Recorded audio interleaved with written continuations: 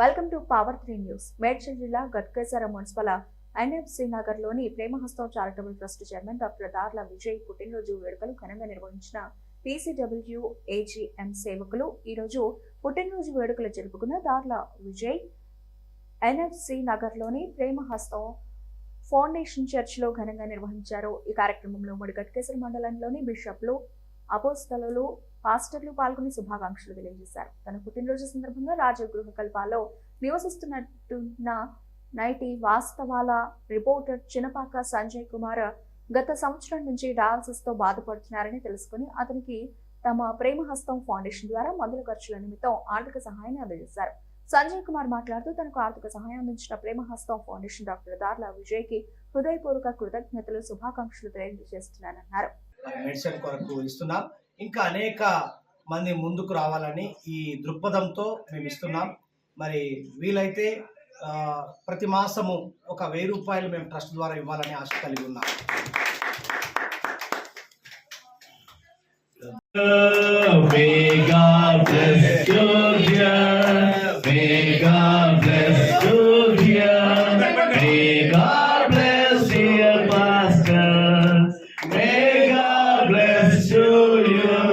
Wish you a very happy birthday. God bless you. మరి సమయంలో మరి ఆఖరి ప్రార్థన రెవరెండ్ విక్లీ విజయ్ కుమార్ గారు చేస్తారు. రెవరెండ్ మాస్టర్ జోసెఫ్ గారు బెనడిక్షన్ ఇస్తారు. మొదలుగండి.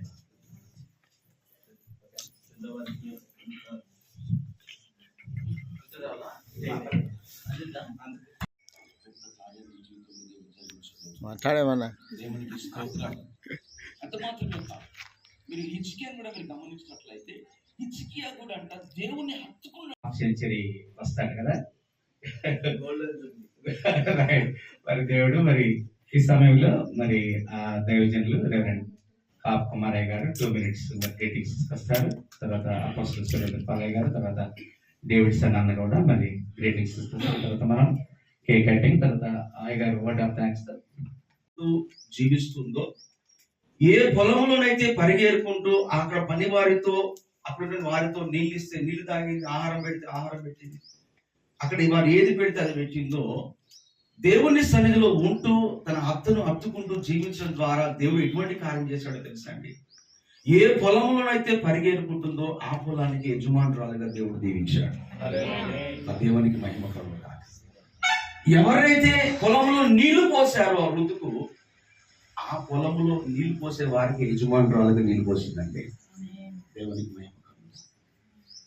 ఏ పొలంలోనైతే పరిగెరుకుంటూ ఆ పని వారితో ఉంటూ ఈ ఋతు కూడా వారు ఆహారం పెట్టారో వారికి యజమానురాలుగా ఉండి ఇప్పుడు ఆహారం పెట్టి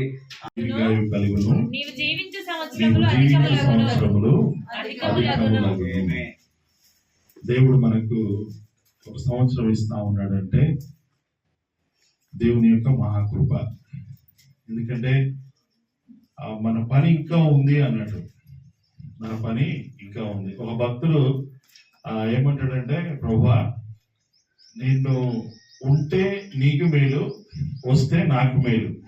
ఉంటే నీకు మేలు, నన్ను తీసుకుంటే నాకు మేలు అని చెప్తాడు. అంటే ఉంటే ఆయన పని చేస్తావు, లేకపోతే ఆయన దగ్గర ఉంటాం. అదే మనం చేసేటువంటి పని. కాబట్టి మన జీవితంలో మన సంవత్సరంలో ఎందుకు దేవుడు అధికంగా ఇంకా ఒక రోజు ఇస్తా ఉన్నాడు అంటే, ఇంకా దేవుని పని మనం చేయాలనేటువంటి ఉద్దేశంతో. కాబట్టి మనం దేవుని పనిలో ముందుకు సాగుదాం. మరి ఆయన ఎడల మరి దేవుడు ఇంకా గొప్ప కార్యములు చేయాలని కోరుకుంటూ, ఆయనను ఇంకా అనేక బర్త్డేలు జరుపుకుంటూ దేవునికి మహిమకరంగా జీవించాలని కోరుకుంటూ సెలవు తీసుకుంది. Thank you. వెనుకకు తిరిగి చూడండి, ఎన్నిసార్లు మీ బ్రతుకులో, మీ జీవితంలో దేవుడు కాపాడాడు. ఈ లోకంలో ఎవ్వరు మనం తప్పించలేరు, ఏ పరిస్థితుల నుండి తప్పించలేరు. బాధలు, కష్టాలు, ఇరుకులు, ఇబ్బందులు వచ్చాయి. 48 సంవత్సరాలు దాటుకుంటూ వచ్చారు. దేవుడు తప్పిస్తూనే వచ్చాడు. ఒకటి. రెండవది, ఆయన ఏమంటున్నాడంటే, నేను అతన్ని గణపరచదను. If God want to lift you, దేవుడు నేను గణపరచాలని ఆశిస్తే దాన్ని ఎవడు ఆపలేడు. ఆమె చెప్తలేదు. నేనే పోయి స్టేజ్ మీద కూర్చుంటా అని నేను ఎప్పుడు ఊహించలేదు. లేకపోతే ఎవరో వచ్చి నన్ను పిలుస్తారని ఎవరు ఊహించిన అవసరం లేదు. సమయం వస్తుంది, దేవుడు కనపరిస్తే అది ఆపడానికి ఎవరికి శక్తి సరిపోదు. దేవుడు నేను తప్పించిన దేవుడు నిన్ను గనపరుస్తాడు. గనపరిచిన దేవుడు నీ పిల్లలను చూసే శక్తిని దేవుడు నీకు ఇస్తాడు. ఆమె కానీ కొన్ని జాగ్రత్తలు ఉండాలి. పెడితే పెళ్లి కోరుతారు, లేకపోతే సాగు కోరుతారు. పెట్టిన రోజులే నేను గనపరుస్తారు, పెట్టిన రోజులే నీకు పూలదండలు వేస్తారు, పెట్టిన రోజులే నీకు షాలు వేస్తారు. పెట్టుడు ఆపేయి నీకు ఫోన్ చేసుకుని పని చేస్తారు. ఎన్నో 25 సంవత్సరాల అనుభవంతో చెప్తున్నాను. ఇక్కడ నాకంటే తోపులు ఉన్నారు, పెద్ద పెద్దోళ్ళు ఉన్నారు, కానీ నేను వాళ్ళు ఒక చిన్న భక్తుడిని. నేను అనుభవించిన అనుభవాన్ని చెప్తున్నాను. మన జీవితంలో ఎవ్వరు మన పూలమాలలు వేసేటోళ్ళు ఉండరు, రాళ్ళేసేటోళ్ళే ఉంటారు. అవసరం ఉన్నప్పుడే ఫోన్ చేస్తారు. అవసరం తీరాక నీకు ఎంత నీ లెక్క ఎంత అంటారు. ఒకటి అయ్యా, నేను ఒక విషయం చెప్తున్నాను.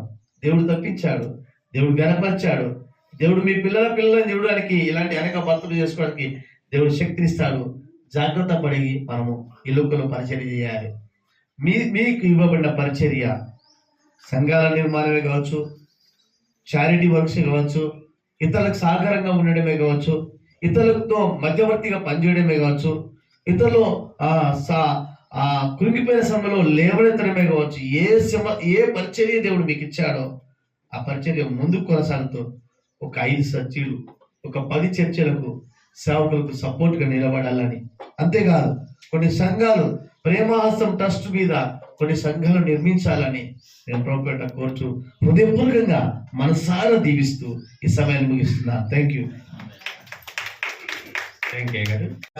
మరి ఈ కృతజ్ఞత కూడికను ఏర్పాటు చేసుకోవడానికి కారణము, గత 2 సంవత్సరముల క్రిందట మరి ఇదే పుట్టినరోజు సందర్భంగా ఆ ఎదురుగున్నటువంటి మేము రెంట్కున్నటువంటి ఇంటిలో పైన మరి కృతజ్ఞత కూడికను ఏర్పాటు చేశాను మనందరితో. చేసినప్పుడు ఆ ఆశీర్వాదం అయిపోయినాక, కేక్ కటింగ్ అయిపోయిన తర్వాత ఈ ప్రాంగణంలోకి వచ్చేసి అందరం ఇట్లా రౌండ్ గా సర్కిల్లో అందరూ ప్రార్థన విత్తారు. ఆ విత్తిన ఫలితమే ఈ ఫలభరితం. ఈ 49వ సంవత్సరంలో దేవుడు సొంత మందిరంలో పుట్టినరోజు చేసుకునే భాగ్యం ఇచ్చాడు. అందుకే ఈ ఉదయకాలం మిమ్మల్ని అందరినీ ఇబ్బంది పెట్టాను. ఎందుకంటే మీరు పాదాలు మోపి మీ హస్తాలు చాచి ఆ వేస్తున్నటువంటి ధూపము ఇంకా అనేక కార్యాలకు నాంది పలుకుతుందన్న ఉద్దేశంతోనే మిమ్మల్ని అందరినీ పిలిపించాను. ఇది నా పిలుపు కాదు, ఇది దేవుని పిలుపు. అందుకొని ఆ పిలుపులో నా పిలుపును కూడా జోడు చేసుకొని మీరు అందరూ ఈ ఉదయకాలంలో వచ్చినందుకు సేవకులకు, ముఖ్యంగా సేవకురాళ్ళందరికీ ప్రత్యేకమైన వందనాలు. సేవకులు రావడం ఒక ఎత్తు అయితే, సేవకురాళ్ళు రావడము అది దేవుడు ఇచ్చిన భాగ్యం, చాలా ఎత్తు.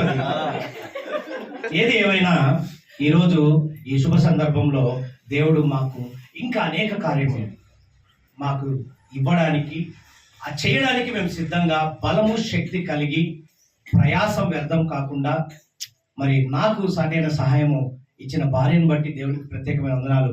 ఆమె సహకరిస్తేనే నేను కార్యాలు చేయగలుగుతాను. మరి అది కాకుండా మా కుమార్తె, మా కుమారుడు వారు ఇంకా మమ్మల్ని బలపరిచి, డాడీ మరి చెయ్యి, నీ ఇష్టం వచ్చినట్టుగా, నీకు దేవుడు ఏది చెప్తారు చెయ్యి, మేము ఉన్నాము అని చెప్పి బలపరిచింది పాప. మరి నిజముగా ఈరోజు పిల్లలు సహకరించరు, ఎందుకు చేస్తున్నావు, వేస్ట్ ఖర్చులు అంటారు. కానీ దేవుని పనిలో మేము ఎప్పుడు ఆటంకపరచము, నువ్వు ఏది చేసినా మేము రెడీ అని చెప్పి పాప ధైర్యం ఇచ్చింది.